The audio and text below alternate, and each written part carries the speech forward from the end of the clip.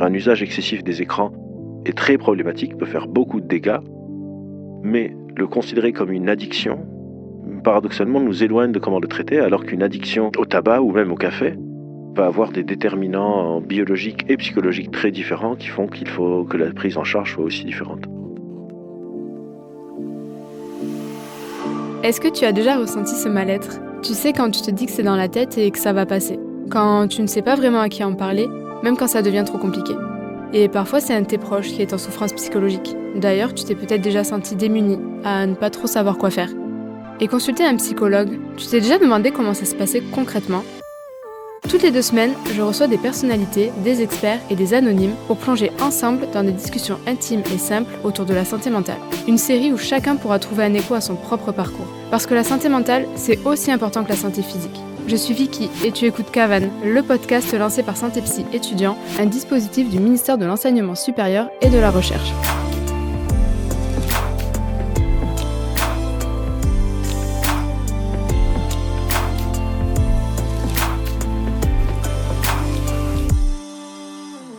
Hello tout le monde, je suis ravie de vous retrouver pour ce nouvel épisode de Cavan et aujourd'hui, je suis très heureuse de recevoir Albert Moukébert, psychologue clinicien et docteur en neurosciences.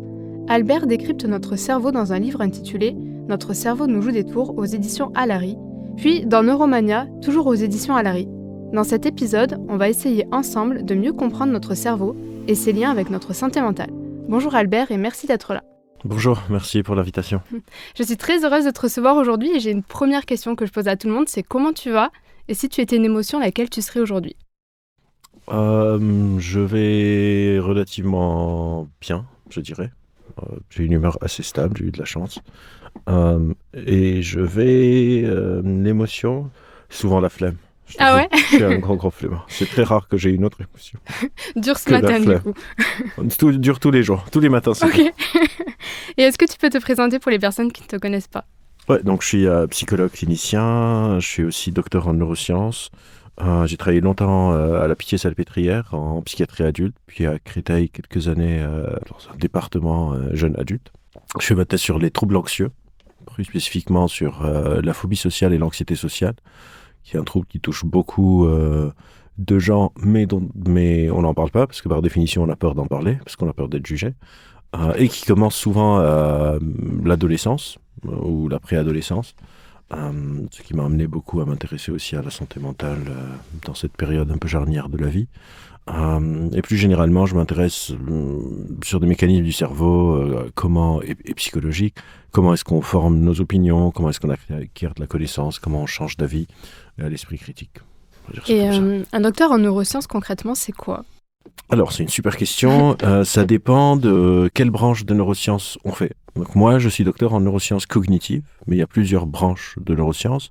Il faut dire, il y a ce qu'on appelle les neurosciences fondamentales. C'est la branche des neurosciences qui s'intéresse au fonctionnement fondamental du cerveau, les neurones, les synapses, les liens entre les différentes composantes de notre fonctionnement. On a ce qu'on appelle les neurosciences computationnelles. C'est une neuroscience qui essaye de modéliser le fonctionnement du cerveau d'un point de vue computationnel. Donc, des modèles théoriques, des formules mathématiques potentiellement, etc. Et puis, il y a donc ma branche, les neurosciences cognitives, où on essaye de comprendre d'un point de vue fonctionnel le cerveau. C'est un peu, pour faire simple, c'est les bases biologiques de la psychologie. C'est comment est-ce qu'on se souvient de quelque chose ? Comment est-ce qu'une émotion est traversée ? C'est quoi, d'un point de vue biologique, être déprimé ?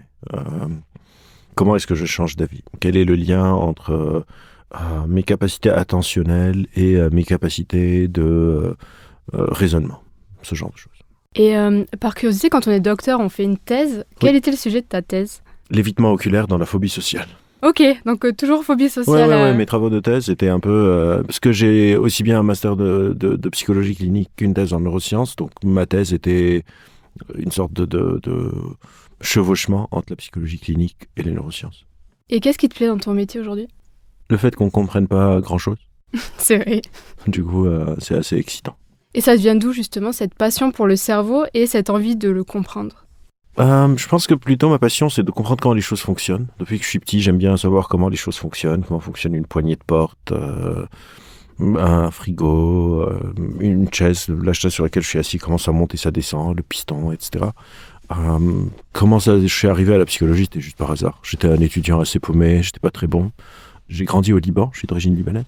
J'étais dans une université américaine de Beyrouth, et dans le système américain, c'est pas comme en France. C'est pas on s'inscrit directement dans un cursus et c'est physiquement dans un autre endroit que d'autres cursus. Tous les cursus sont dans un même campus. Okay. Et on peut faire ce qu'on appelle des electives, c'est des yeux optionnels un peu, sauf que les yeux optionnels sont dans n'importe quel département. Donc tu peux prendre des yeux optionnels en poterie, okay. En informatique, en mathématiques, en ce que tu veux. Et paumé que j'étais, j'ai commencé à prendre un peu des optionnels dans tout. Donc j'ai fait de la poterie, de la peinture, de comment s'occuper des animaux domestiques, et j'ai pris un cours de psycho. Et soudainement, j'ai trouvé ça hyper intéressant, et surtout, je commençais à avoir de bonnes notes. Et flemmard que je suis, je me suis dit, si je peux avoir de bonnes notes dans un truc, alors que depuis toujours, je ne suis pas très très bon, c'est que c'est pas mal. Et après, j'ai juste continué, et ça m'a intéressé de plus en plus, et je suis allé jusqu'à la thèse. À la base, mes parents étaient très contents si j'avais fait une licence. Ok, donc de la psychologie, ça t'a amené vers le cerveau, et du coup, l'envie de comprendre le cerveau. Je suis arrivé en France pour mon master. Et en France, la psychologie était très différente du système américain. C'est beaucoup plus de psychanalyse, mais pas juste le sujet, la manière d'éduquer dans le système américain. Les classes sont de 20, 22, 25 étudiants. On discute avec le prof, il nous donne son cours, etc. J'arrive ici, des amphis de 500 étudiants où tout le monde prend des notes. Le prof, il n'y a quasiment pas d'interaction. La prof lisait son cours et tout le monde notait. Les examens, c'était des dissertations où limite, il fallait juste tout mémoriser. Et puis, donc, je galérais pas mal avec le changement de rythme. Et je faisais mon stage, du coup, à la Pitié-Salpêtrière, où il y avait un master de neurosciences qui venait d'être créé par mon directeur de stage. Il a vu que j'avais un profil, j'étais assez bon en informatique, j'étais assez bon en biologie, j'étais assez bon en psychologie, etc. Il m'a proposé, est-ce que tu veux pas, ça t'intéresse pas de faire un peu de neurosciences? J'ai toujours aimé la bio. Je me suis dit, ce serait pas mal de compléter l'étude de la psycho par ses bases biologiques. Donc j'ai fait le double cursus. Ok, et du coup, tu dis tu aimais l'informatique, ça a un rapport avec les neurosciences de maîtriser? Ouais, parce qu'en fait, le laboratoire genre en psychiatrie, à la Pitié-Salpêtrière, au labo, on venait de recevoir un des premiers casques de réalité virtuelle à l'époque pour la recherche. Donc on est en 2005. Et en France, là aussi, il y a une particularité, il y a les matières scientifiques et les matières littéraires. La majorité des psychologues sont littéraires. Donc, ils s'y connaissent pas du tout en informatique. Moi, j'étais un peu geek dans mes electives là que j'avais pris des cours d'informatique aussi et tout, parce que j'ai vraiment essayé quasiment tout. Et donc, j'étais assez à l'aise d'utiliser le casque. L'étude, c'était en tracking oculaire, donc il fallait coder un peu pour comment est-ce qu'on suit le regard sur un écran, etc. Et je parlais anglais. Donc pour publier, il faut publier en anglais. Et donc c'était pas mal d'atouts. Donc mon directeur de stage m'a dit, écoute, t'as un bon profil pour qu'on fasse un peu de recherche ensemble, ça t'intéresse? Moi, j'aime bien comprendre des choses. Donc la recherche, c'est quelque chose que j'aimais beaucoup. Ça jouait un peu sur tous mes points forts et peu de mes points faibles. Il y avait beaucoup moins de mémorisation. Il fallait comprendre comment ça marche. Il fallait des connaissances en bio, en philo, en psycho, en informatique, etc. Donc ça m'allait. Je suis très content de l'avoir fait. Et justement, j'allais te poser la question, tu exerces toujours en tant que psychologue aujourd'hui ? Oui, j'ai un jour par semaine où j'ai mon cabinet. Enfin, c'est pas un cabinet, je fais un truc un peu particulier. Je fais de la thérapie en marchant. Ok. Donc c'est de la thérapie en extérieur. J'ai eu mon cabinet pendant longtemps et avec Covid, j'ai commencé à faire des consultes en extérieur et au téléphone parce que c'était pas possible de le faire. Et j'ai trouvé que c'était vraiment cool. Donc je suis allé faire un peu une sorte de revue de la littérature. Ça semblait être indiqué avec pas mal de bénéfices. Les personnes qui consultent étaient contentes de ça, donc j'ai continué. Donc oui, je fais encore de la thérapie un jour par semaine, mais il faut me retrouver à la sortie du métro et on se promène sur le canal Saint-Martin. Ah ouais, et tu as l'impression qu'il y a plus de bénéfices à le faire comme ça en extérieur, ou peut-être ça dépend des profils? En tout cas pour moi, je sens un bénéfice. J'ai toujours été assez mal à l'aise avec le côté très solennel des bureaux, de la salle d'attente, de tout ça. Je trouve que c'est plus dynamique. Je crois aussi que notre corps fait partie intégrante de notre appareil psychique et je pense que le mettre en mouvement, c'est pas mal. Et comme ça, genre de manière anecdotique, les personnes qui consultent me disent que ça leur fait du bien. Donc, après, si quelqu'un me dit, moi, je pourrais pas supporter, je trouve des solutions. Hein. Je vais pas dire, dégage. Et parfois, il pleut, on se met dans un bar. Je trouve que ça casse un peu le côté, c'est grave. Mais c'est ça ce que j'allais dire, c'est rassurant parce que souvent on n'ose pas passer le cap de ce que j'entends d'étudiants ou autre, c'est parce que c'est hyper formel, j'arrive, je m'assois, on m'écoute, est-ce que la personne va parler ou pas Et c'est vrai que là c'est hyper rassurant, on se dit on va avec quelqu'un. Il y a un chien qui vient, il y a quelqu'un qui, je sais pas, évite de se faire écraser. Il y a tout le temps des trucs qui... C'est plus naturel du coup l'échange. Ouais. Ça fait plus, on se promène, on discute, s'il pleut, on se démerde, on se met dans un café. J'ai jamais compris et j'ai cherché des données, et il n'y en a pas vraiment beaucoup sur les modalités d'une thérapie. C'est-à-dire pourquoi est-ce que c'est une fois par semaine, pourquoi est-ce que c'est 50 minutes, et ce truc de cadre, pourquoi est-ce qu'il faut qu'il y ait une relation tellement asymétrique, solennelle, il faut pas... Je pense que c'est juste des choses qu'on a héritées et qu'on pourrait très facilement questionner. Ça ne veut pas dire que l'autre modalité est mauvaise, hein. Je pense que c'est très très bien aussi de faire de la thérapie au cabinet, mais c'est pas la seule et il n'y a pas une sorte de supériorité, je pense, particulière.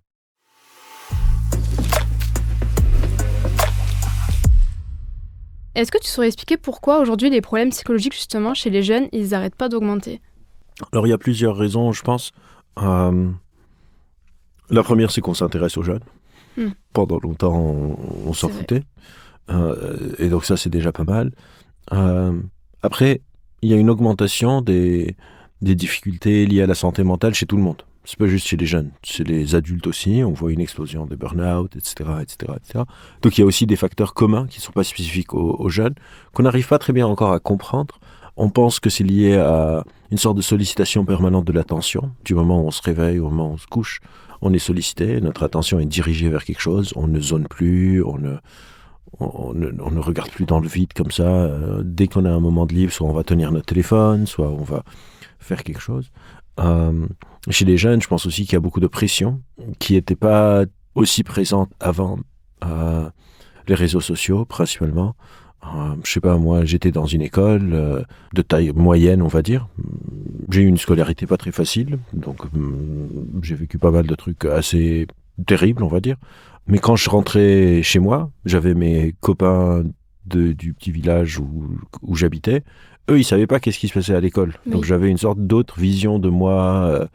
C'était un peu étanche, les différents milieux sociaux. Aujourd'hui, avec les réseaux sociaux, on peut se prendre une vague de harcèlement de gens qu'on n'a jamais connus, qui nous ont jamais vus, qui vont venir sur nos profils, ou nous casser, ou faire des mèmes sur nous, etc. Donc, les enjeux sont beaucoup plus lourds.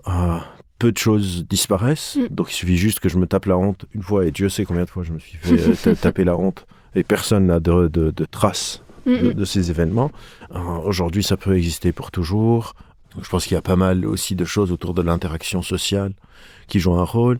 Il y a des études qui montrent aussi qu'on a une pression d'apparence physique beaucoup plus présente là aussi. Moi, j'étais petit, les standards de beauté existaient aussi, hein, mais il fallait aller dans un magazine et on voyait, je sais pas, 2, 3...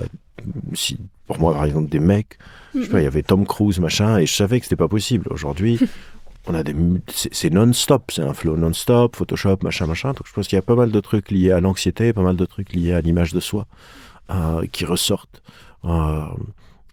Et évidemment, quand on parle d'anxiété, quand on parle d'image de soi, la dépression n'est pas très très loin. Et donc on voit principalement une augmentation liée à l'anxiété et aux troubles de l'humeur. Et finalement, j'ai l'impression qu'on en revient beaucoup aux réseaux sociaux dans ce que tu dis, puisque le harcèlement va être sur les réseaux sociaux, l'image de soi, on voit que des vies parfaites sur les réseaux sociaux, et c'est vrai qu'on a beau le répéter, même aux plus jeunes, c'est pas la réalité, mais en fait, si, pour eux, c'est la réalité, les réseaux.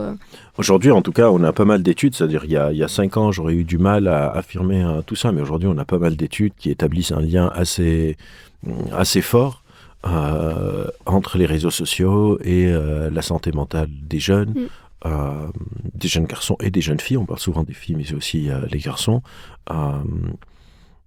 et ça ne devrait pas être la responsabilité des jeunes. C'est aussi très important. Pour répondre à ces problèmes, on va souvent aller essayer de faire des formations dans les écoles sur l'éducation aux médias, comment utiliser les réseaux sociaux, etc. C'est très important, bien sûr, et je conseille toutes les associations, je suis très heureux de toutes les associations et toutes les structures qui font ça, mais il faut aussi une réponse plus générale sur les plateformes elles-mêmes, sur leurs algorithmes, sur leur éditorialisation du contenu, parce que on peut pas faire face à ça juste avec des initiatives individuelles. Oui, parce que c'est vrai que nous, on n'est pas nés avec les réseaux sociaux, donc on arrive à faire la part des choses encore et à se dire c'est les réseaux sociaux, c'est pas la vraie vie, c'est pas grave. Tandis que les jeunes, ils sont nés avec, pour eux, toute leur vie se passe sur les réseaux sociaux. Oui, et encore, les adultes ne s'en sortent pas beaucoup mieux. C'est juste Oui. que les écarts. C'est très difficile. On est des animaux sociaux. C'est très difficile, même pour nous, euh, de s'en foutre d'autrui. Mm. C'est-à-dire, je connais plein d'adultes qui vivent des vagues de harcèlement en ligne, qui les plongent dans des états de santé mentale terribles. Limite sur certaines choses, par exemple sur les fake news, on trouve que les jeunes s'en sortent mieux, justement parce qu'ils ont grandi avec, donc ils ont la culture du fake, ils ont la culture du troll, etc., etc., alors que des adultes, par exemple, je sais pas, Elon Musk, qui va faire une sorte de salut nazi à l'inauguration, et tout le monde dit « Ah, mais pourquoi il ferait ça, machin ?» Bah, quand on connaît la culture du troll, il y a de fortes chances qu'il soit juste en train de troller, le mec. Et il réalise pas, il trouve ça assez drôle parce qu'il a traîné sur 4chan et il trouve que 4chan, c'est une culture marrante. Il a changé son nom à Kekus Maximus il y a quelques années. Tout ça, c'est des... Il faut comprendre les codes d'Internet pour comprendre que oui, c'est possible que des gens pensent que faire un salut nazi, c'est marrant. Et ça, les jeunes le comprennent beaucoup mieux, ce qui peut être aussi grave, parce qu'on minimise des choses qui ne sont pas, qui devraient pas être minimisées. Mais pour revenir sur les réseaux, oui, les réseaux jouent un rôle assez central dans tout ça. Et on ne sait pas trop comment s'en sortir pour le moment. Mais ce qui est intéressant, c'est que aussi beaucoup de jeunes, quand on leur pose la question, seraient prêts à quitter tous les réseaux sociaux à une condition, c'est que tout le monde le fasse aussi. Et on retrouve aussi ça, c'est-à-dire beaucoup de fois on dit ah bah les jeunes ils sont addicts aux réseaux sociaux à cause de la dopamine, à cause du plaisir, etc. Alors que quand on étudie ça de plus près, la majorité reste sur les réseaux sociaux et c'est plus des émotions de stress, d'anxiété, de FOMO, d'émotion. C'est fear of missing out, c'est la peur de passer à côté d'autre chose. En gros, si je suis pas sur TikTok et tout le monde est en train de faire une trend TikTok dans la cour de récré, bah je suis mis de côté. Je suis mis de côté et j'ai peur d'être mis de côté. Donc je veux être sur tous les mèmes, je veux être sur toutes les séries Netflix du moment, je veux voir machin, je veux machin. Du coup, je m'y mets presque par pression pour rester dans le groupe et c'est rarement des émotions positives, donc c'est pas du tout un truc d'addiction au plaisir, c'est plus de la peur de rater des choses, d'anxiété, et une grande partie, encore une fois, est assez claire sur ce point. Si demain les réseaux sociaux ferment, ils sont très heureux, c'est juste qu'ils veulent pas quitter seuls et être mis de côté. Ce qui peut d'un côté se comprendre, mais qui est dramatique aussi, quoi. Oui, bien sûr, parce que c'est ça le drame, c'est que je sais pas, je suis parent, j'ai mon enfant qui a 12-13 ans, je me dis, je vais lui interdire les réseaux sociaux, en me disant, bah, j'ai écouté un psychologue sur Cavan qui a dit que c'est mauvais. Bah, c'est pas une bonne idée nécessairement, parce que j'interdis les réseaux sociaux à mon enfant, donc je le protège des effets néfastes potentiels des réseaux sociaux, mais je suis en train d'exposer à d'autres effets néfastes qui sont par exemple d'être isolé des références qu'utilisent tous ses potes pour rigoler. Ils ont tous vu la dernière vidéo de... Parce que c'est pas juste des trucs négatifs, ça peut être la dernière, je sais pas, le dernier but de Messi. Puis ils s'informent beaucoup sur les réseaux. Ils ont raté, je sais pas, la dernière vidéo de Hugo Décrypte et du coup ils sont pas au fait de ce qui s'est passé et donc à la cafette, parce qu'ils parlent de tout, on a une vision un peu caricaturale des jeunes, mais ils sont assez engagés pour certains. Ils sont en train de parler, je sais pas, de la dernière loi qui est passée au gouvernement. Bah, mon fils, lui, il n'est pas au fait de ce truc, ou ma fille, et donc elle est exclue. Donc c'est un peu une sorte de situation à choisir un peu son poison. Et c'est là où je dis que la réponse doit être plus systémique, politique. Au niveau de la loi, oui. Ouais. Et on en parlait tout à l'heure, il y a encore beaucoup de tabous autour de la consultation psy. Qu'est-ce que tu aimerais dire ou pourrais dire aux personnes qui hésitent à passer le cap quand elles se sentent pas forcément très bien, mais voilà, elles ont honte, elles ont peur? C'est que c'est normal de parfois sentir qu'on a honte, qu'on a peur. C'est aussi normal de se dire mais comment est-ce que cette personne va m'aider? Elle ne sait rien de ma vie, etc. Mais on n'est pas obligé de souffrir. D'essayer. D'essayer et de savoir que peut-être ça va pas marcher. En fait, le problème avec la thérapie, c'est que ça peut aider, ça peut ne pas aider. Aussi, beaucoup de gens vont en thérapie et sont aidés. Et ça, c'est notre faute. C'est pas la faute des jeunes ou des personnes qui consultent. C'est notre faute et c'est important d'être transparent autour de ça. Donc, Quand tu dis notre faute, c'est les professionnels. Oui, les professionnels. C'est que juste notre connaissance n'est pas encore assez bonne pour aider tout le monde. Donc c'est un peu essayer. Et c'est très important d'être transparent sur les limites de notre connaissance, de ne pas en avoir peur, de ne pas se dire « Ah, si je dis ça, plus personne va aller chez le psy ». Non, au contraire. Si je dis pas ça et les gens vont chez le psy avec beaucoup d'attentes et on les aide pas, ils vont se dire « J'ai un problème très très grave, même le psy ne sait pas m'aider ». C'est pas le psy ne sait pas, ça veut pas dire que c'est grave, c'est que oui, nos connaissances ne sont pas encore assez bonnes et c'est important de le dire. Par contre, c'est toujours bien d'essayer et de pas avoir peur de changer de thérapeute si on sent que ça passe pas, pour prendre le temps au début, pour trouver quelqu'un qui nous convient, quelqu'un qui est pédagogue, qui prend le temps de nous expliquer les choses. Donc je dirais ça, genre ne vous blâmez pas à vous et essayez, et si vous sentez que c'est pas bien, partez, ne vous acharnez pas dessus non plus, jusqu'à ce que vous trouviez quelqu'un, mais vous n'êtes pas obligé de souffrir un peu dans votre coin, et on va essayer de faire en sorte que la souffrance soit moins importante, voire qu'elle parte.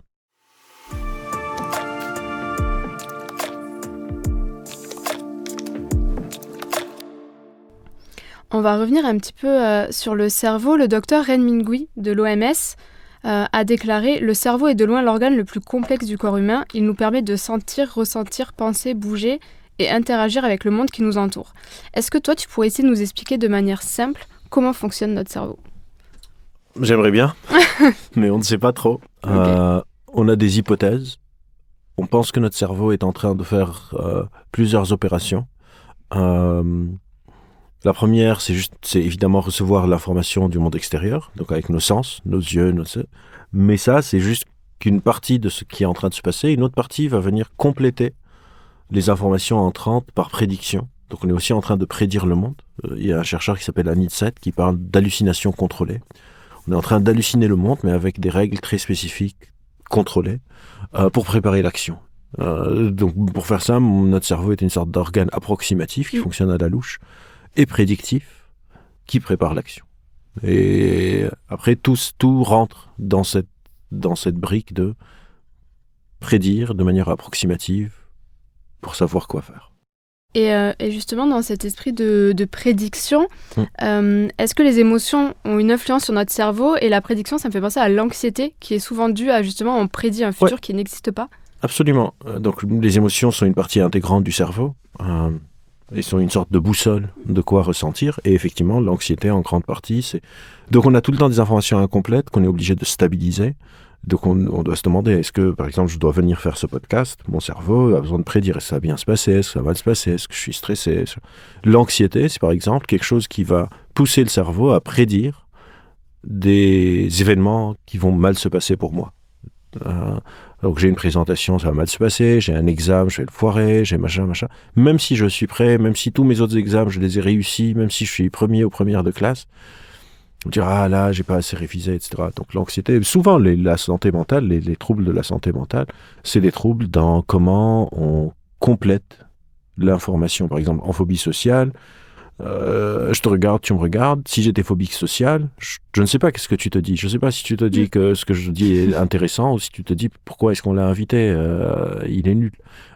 Si je suis anxieux social, je vais voir dans tes yeux que tu es en train de te dire que je suis nul. Je vais avoir mon cœur qui s'accélère, je vais commencer à perdre les mots.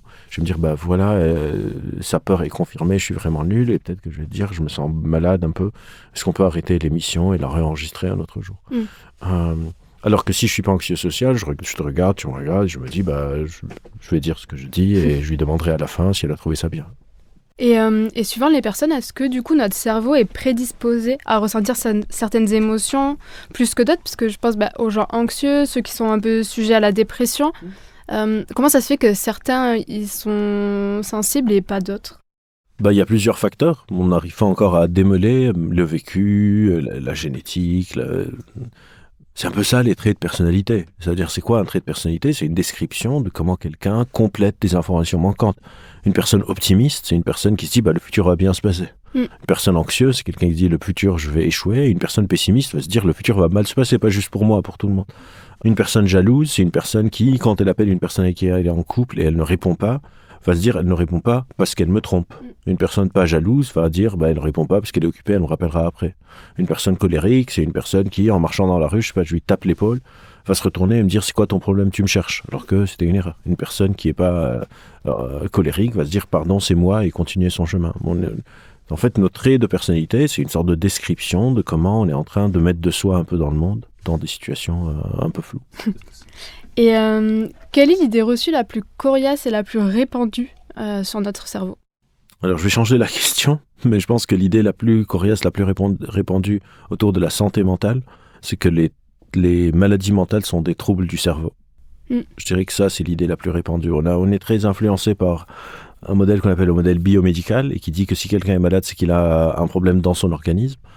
Et c'est vrai pour les maladies dites somatiques, mais les maladies qui touchent la santé mentale, c'est pas toujours vrai. Les troubles de la santé mentale ne sont pas toujours des maladies du cerveau.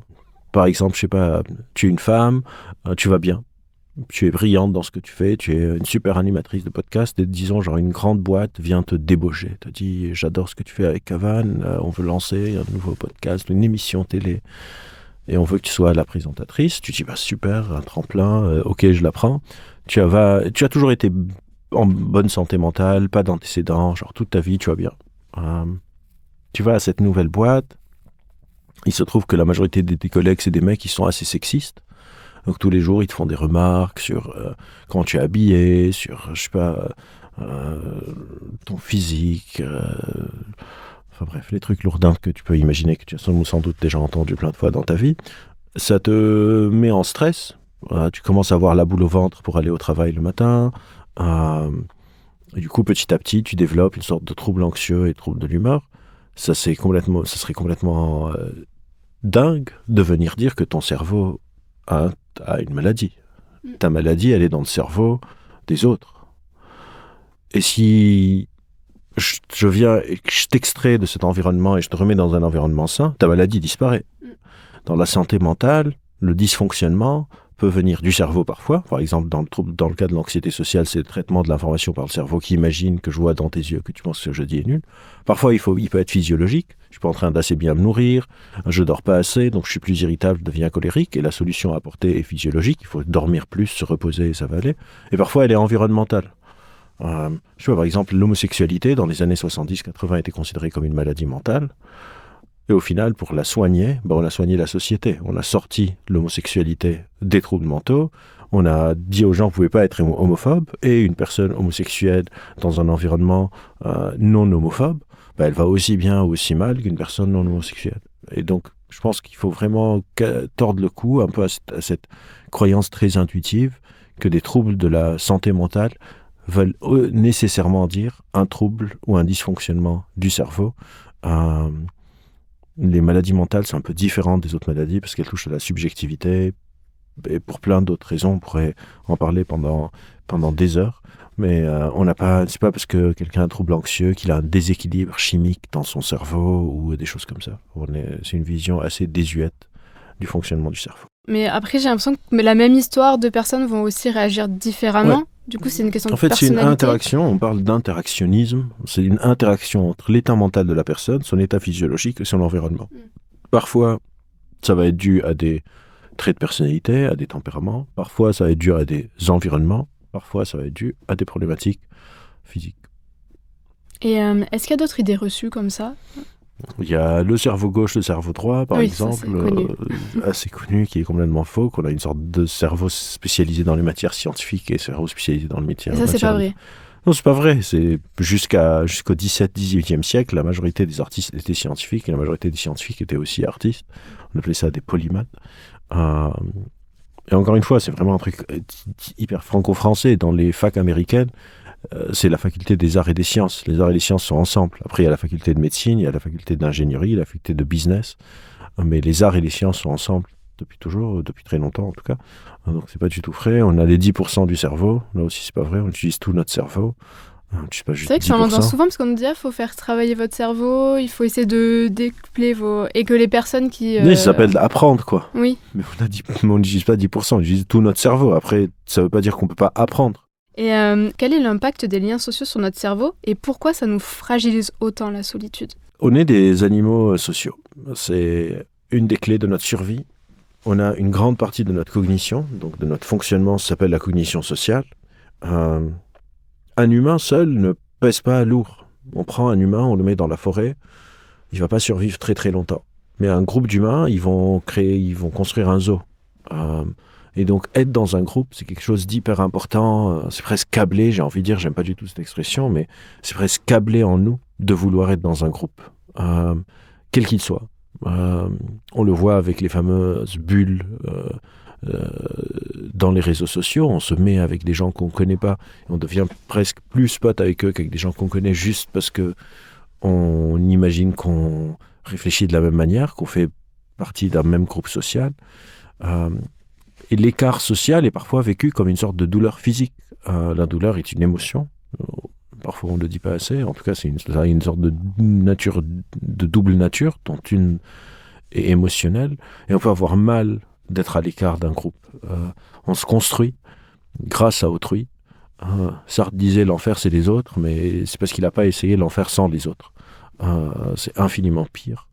C'est une des plus grandes souffrances d'ailleurs dans l'anxiété sociale. Il y a beaucoup de personnes anxieuses sociales, contrairement à ce qu'on peut imaginer, qui sont extraverties, qui ne rêvent que du contact social, mais leur anxiété les empêche d'y avoir accès. Il y a des personnes anxieuses sociales qui sont introverties aussi, et c'est très très très très difficile. On se construit les uns avec les autres, et je pense que ça aussi c'est un facteur assez délétère dans notre société actuelle qui est l'individualisme. C'est-à-dire à tout le monde, coupe les gens de ta vie, sois seul, développe-toi seul, machin. Le développement personnel, le développement de la personne par la personne, ça devrait être plutôt le développement groupal.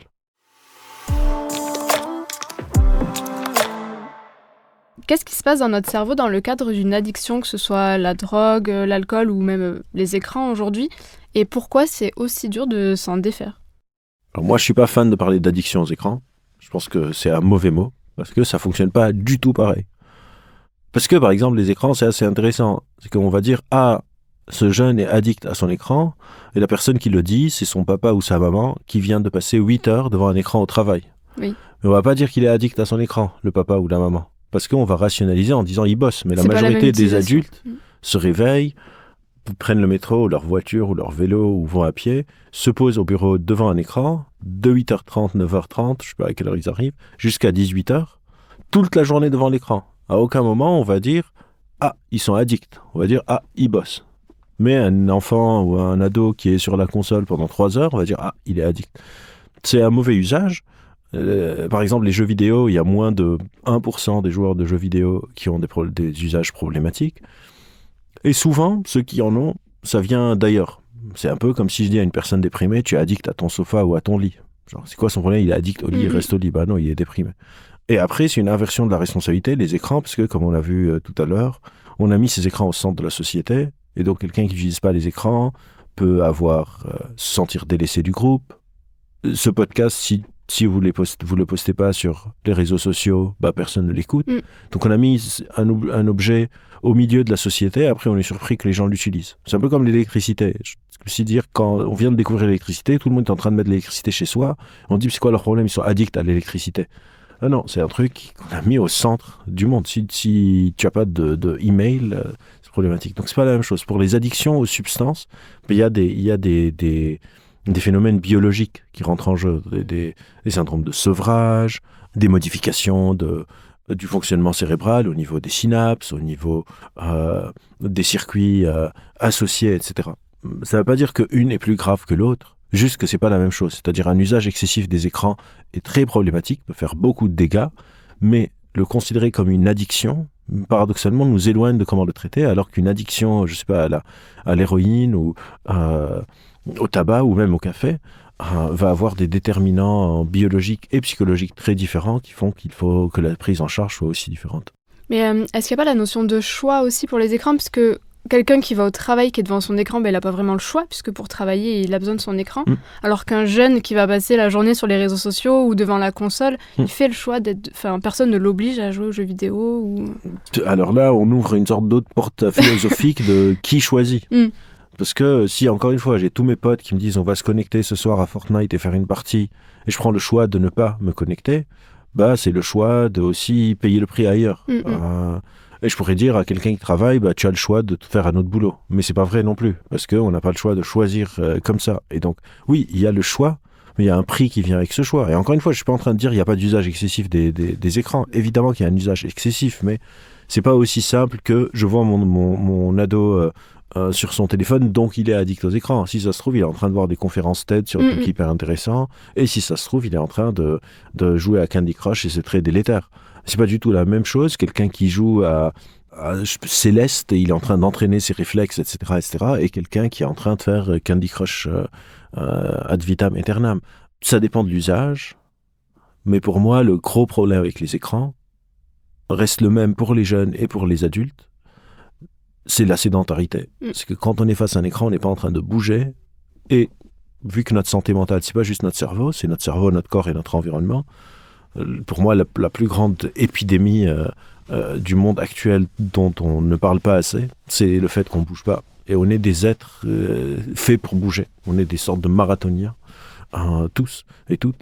Et aujourd'hui, paradoxalement, c'est une des rares choses où c'est mieux de vivre en ville qu'à la campagne, ou en tout cas en province. Parce qu'en ville, on descend les marches du métro, on monte le métro, on prend machin, on a très peu de gens ont leur voiture, on va dire.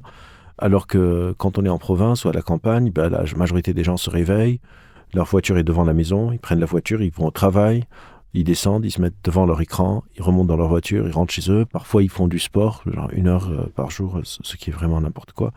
Et pour moi, le gros problème, pour les jeunes surtout, c'est la sédentarité, le fait de ne pas bouger. Et ça, c'est beaucoup plus grave que le reste.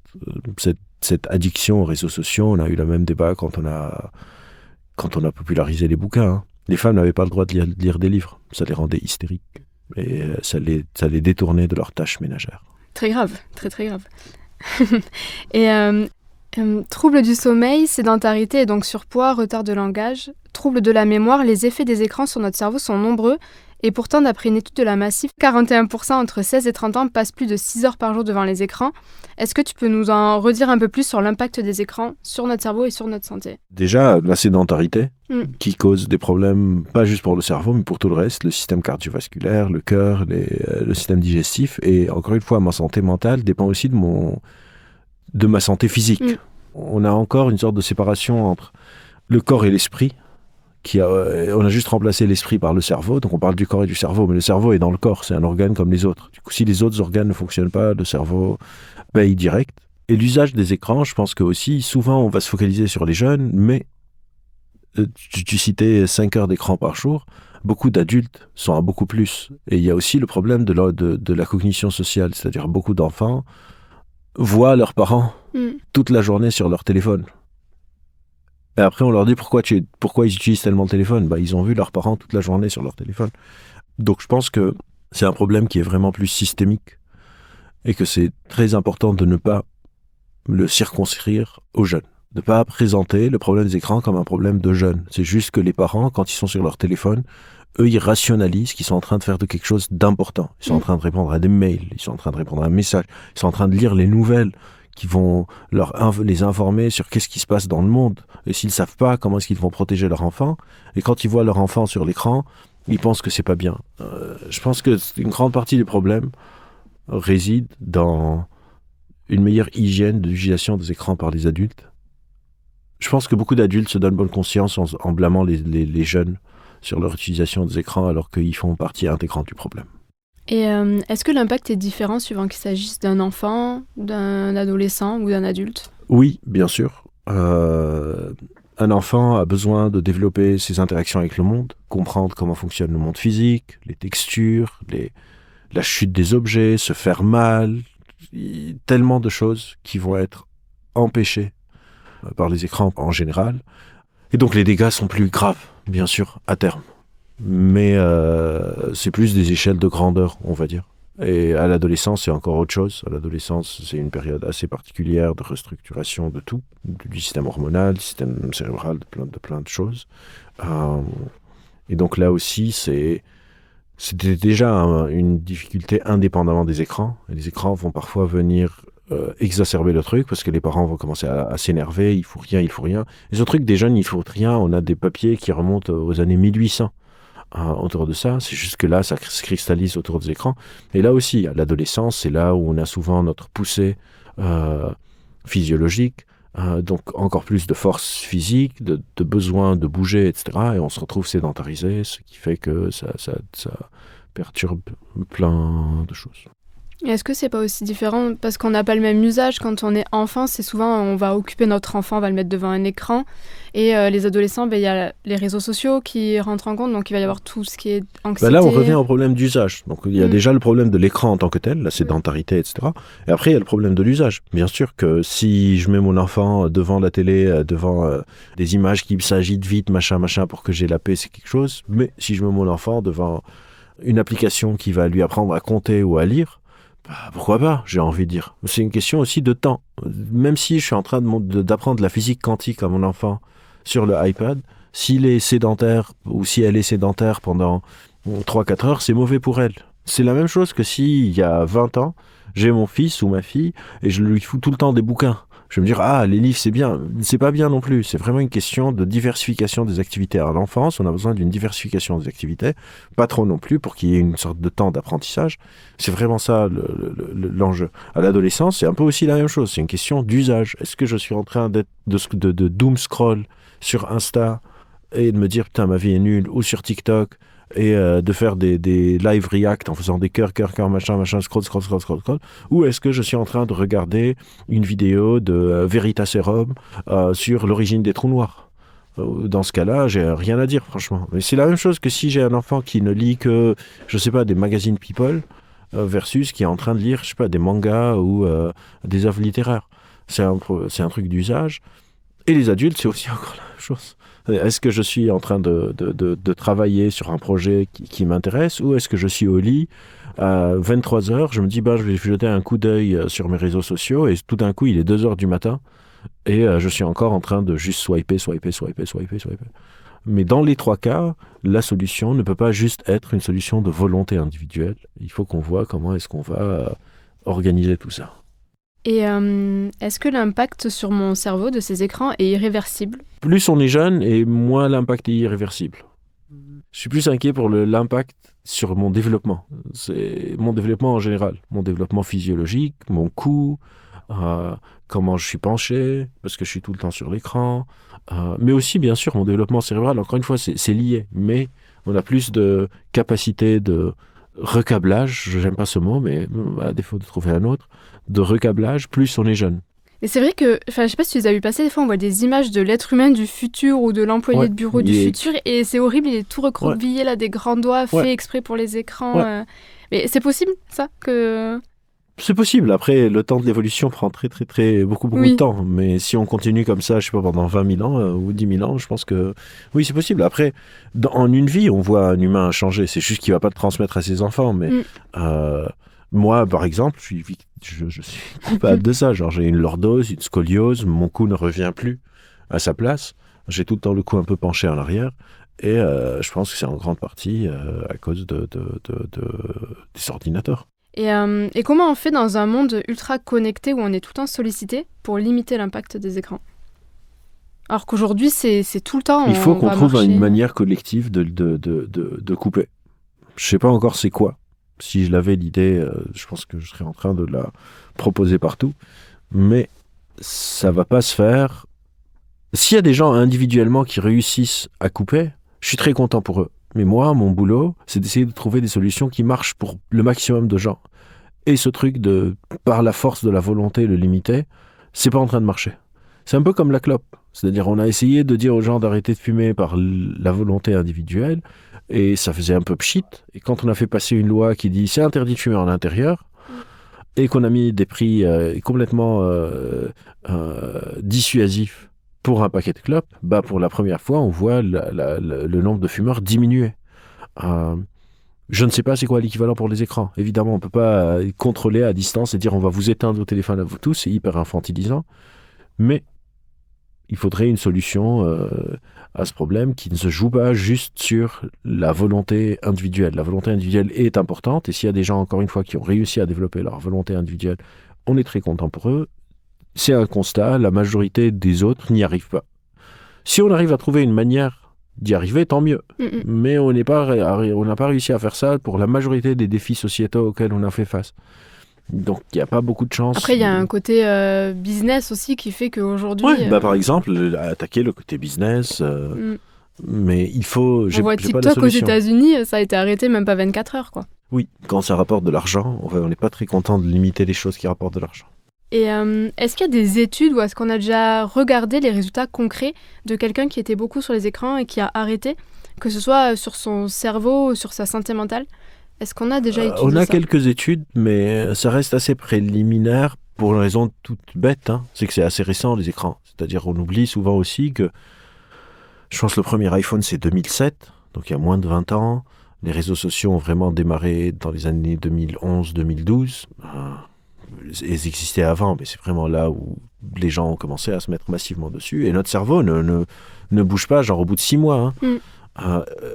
Il bouge, mais on n'a pas les moyens d'observer avec autant de finesse. Nos machines d'imagerie n'ont pas une assez bonne résolution pour voir des neurones individuels en train de changer. Et donc, on n'en a pas. Par contre, on voit beaucoup de choses d'un point de vue subjectif, c'est-à-dire des améliorations des questionnaires sur la satisfaction de vie, sur l'humeur, faire un peu de sport, réduire un peu les écrans, dormir un peu plus. Ça peut faire beaucoup de bien et on l'ignore. On arrive déjà à la fin de cet échange et on va terminer avec le traditionnel blind test feeling. Allez. Est-ce que tu peux nous dire quelque chose qui te rend heureux, qui te fait du bien? Dormir. Ça rejoint la flemme au final. Voilà, je suis assez cohérent avec moi-même.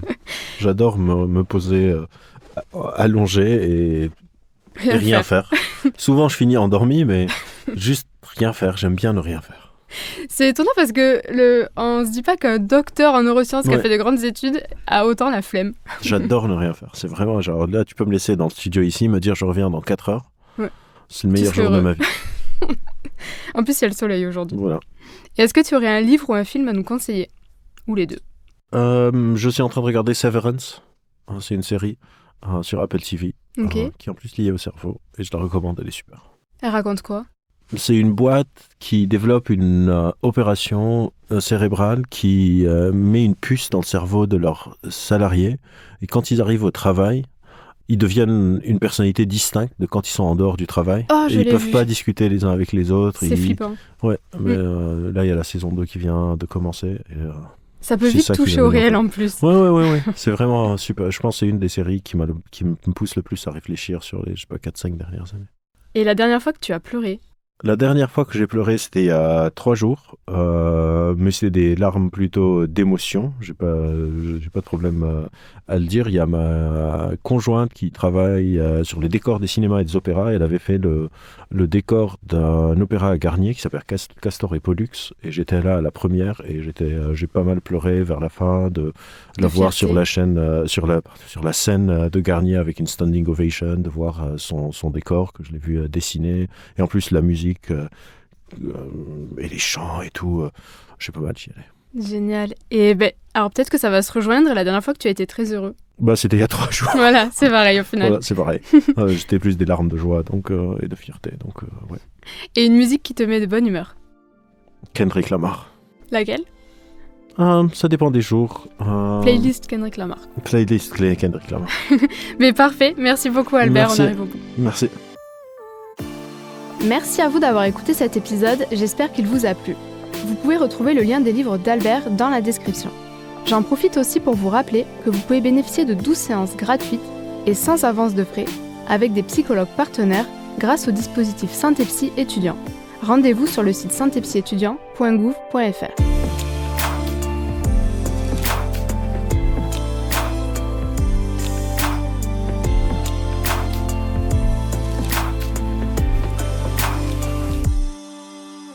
Et nous, on se retrouve très vite avec de nouveaux invités pour parler sans filtre de santé mentale. En attendant, si vous avez aimé cet épisode, n'hésitez pas à le partager à vos proches et à nous envoyer vos commentaires et à nous mettre 5 étoiles sur vos plateformes d'écoute préférées.